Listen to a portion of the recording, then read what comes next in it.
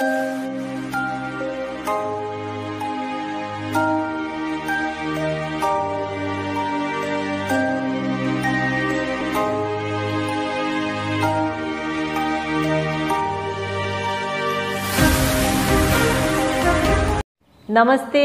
Online classes में एक बार फिर से आपका हार्दिक स्वागत। लहरों से डरकर नौका पार नहीं होती, कोशिश करने वालों की हार नहीं होती। इन पंक्तियों को चरितार्थ करने वाली कहानी का आज हम अध्ययन करेंगे। यह कहानी हमारे 8वीं कक्षा की हिंदी की पाठ्य पुस्तक से ली गई है, पहाड़ से ऊंचा आदमी। इसके लेखक सुभाष गाताड़े हैं। यह सत्य घटना पर आधारित है। इस कहानी पर मूवी भी बन चुकी है। कुछ सालों पहले टीवी पर एक धारावाहिक आता था, सत्यमेव जयते। उसमें भी इस कहानी को बहुत अच्छे से फिल्माया गया है। कहानी का सारांश मैं कुछ पंक्तियों के माध्यम से बताना चाहूँगी। जब आँखों में अरमान लिया, मंजिलों को अपना मान लिया, है मुश्किल क्या आसान है क्या, जब ठान लिया तो ठान लिया। अब हौसला टूट क्यों रहा है? क्या इसलिए कि रास्ता नहीं मिल रहा है, या मंजिल दूर है, या इसलिए कि मुश्किलें खड़ी है पहाड़ों की तरह? अगर मुश्किलें खड़ी है पहाड़ों की तरह, तो तोड़ डालो इन पहाड़ों को, बना दो रास्ता दशरथ मांझी की तरह, दशरथ मांझी की तरह, जो 22 साल तक अपनी पत्नी की याद में पहाड़ को काटते रहे। जिस तरह शाहजहां ने ताजमहल बनवाया था मुमताज़ की याद में। फ़र्क इतना था कि बादशाह के पास ताजमहल बनाने के लिए हज़ारों हाथ थे, लेकिन दशरथ मांझी के पास रास्ता बनाने के लिए अपने ही 2 हाथ थे। तो शुरू करते हैं कहानी। कहानी ऐसे व्यक्ति की है जो पूरी दुनिया के लिए मिसाल बन गई, जिन्होंने 360 फीट लंबा और 30 फीट चौड़ा पहाड़ काटकर रास्ता बनाया। अब यह कहा जाए कि 360 फीट लंबा और 30 फीट चौड़ा पहाड़ काटने में कितना समय लगेगा, तो टेक्नोलॉजी के युग में यह इस बात पर निर्भर करेगा कि इस पहाड़ को काटने के लिए कौन सी मशीन का इस्तेमाल किया गया। लेकिन अगर यह कहा जाए कि एक व्यक्ति को ही इस कार्य को करना है, तो निश्चित ही यह बात हमें सोचने पर मजबूर कर देगी। लेकिन बिहार राज्य के गया जिले के गैलौर गांव में मजदूर परिवार में जन्मे एक शख्स ने अपने बाजुओं से इस बात का जवाब दिया। दशरथ मांझी का जन्म एक पिछड़े गांव में हुआ था। इस बात का पता हमें इससे लगता है कि उस गांव में ना तो कोई दुकान थी, ना स्कूल।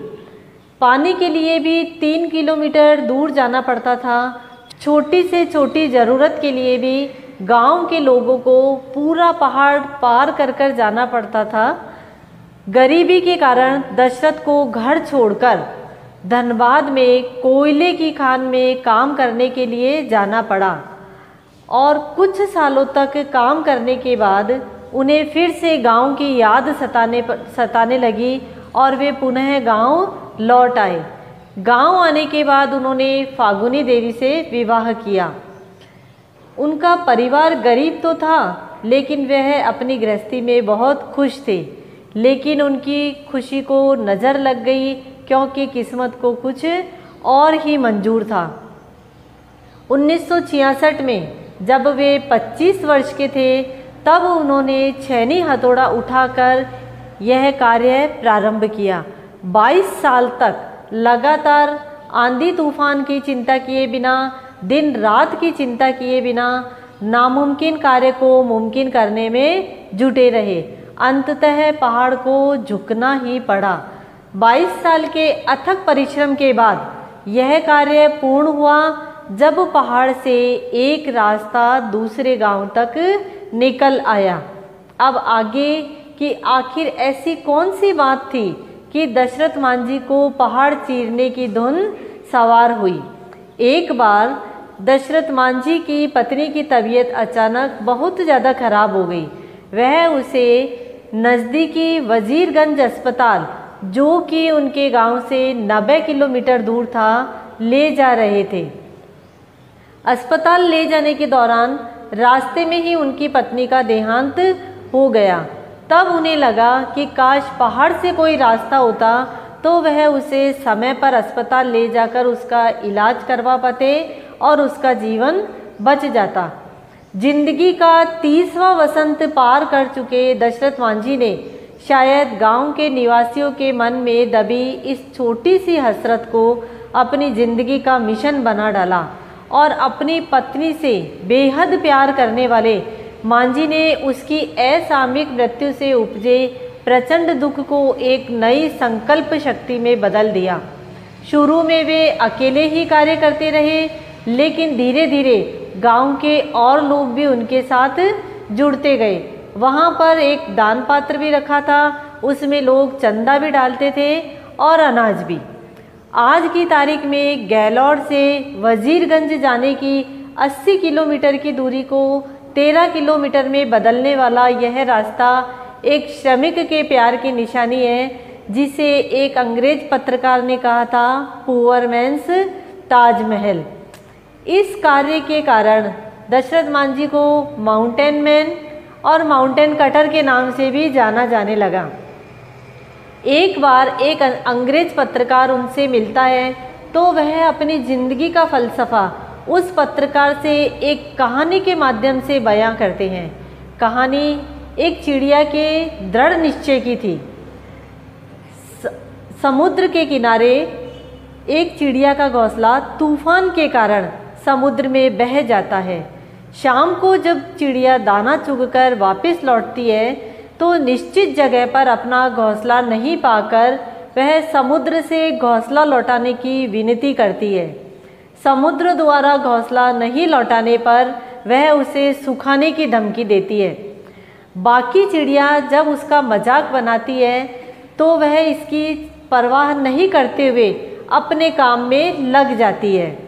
जब सभी चिड़िया उसको यह कार्य करते हुए देखती है तो उसका मजाक बनाने वाली चिड़िया भी उसके साथ सहयोग करने में जुट जाती है।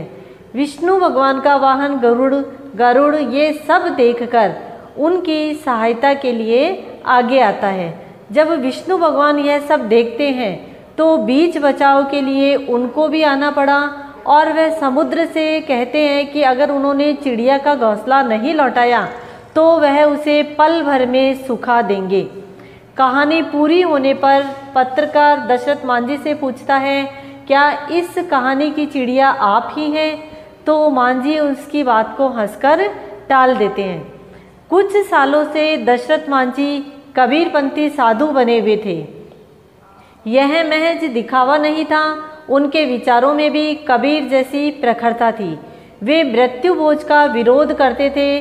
सन 1934 में जन्मे दशरथ मांझी का देहांत 18 अगस्त 2007 को कैंसर की बीमारी से लड़ते हुए दिल्ली के एम्स अस्पताल में हुआ। बिहार सरकार ने उनका अंतिम संस्कार राजकीय सम्मान के साथ किया। आज दशरथ मांझी हमारे बीच नहीं हैं, लेकिन वे हमें ऐसे पात्रों की याद दिलाते हैं जो हमें पुराणों में देखने को मिलते हैं, फिर वह चाहे प्रोमेथियस हो या भगीरथ। इस कहानी से हमें यह शिक्षा मिलती है कि इंसान अगर चाहे तो सचमुच पहाड़ को भी हिला सकता है। वह असंभव से कार्य को भी संभव कर सकता है। इसीलिए दशरथ मांझी ने कहा कि उन्हें पहाड़ कभी ऊंचा लगा ही नहीं। धन्यवाद।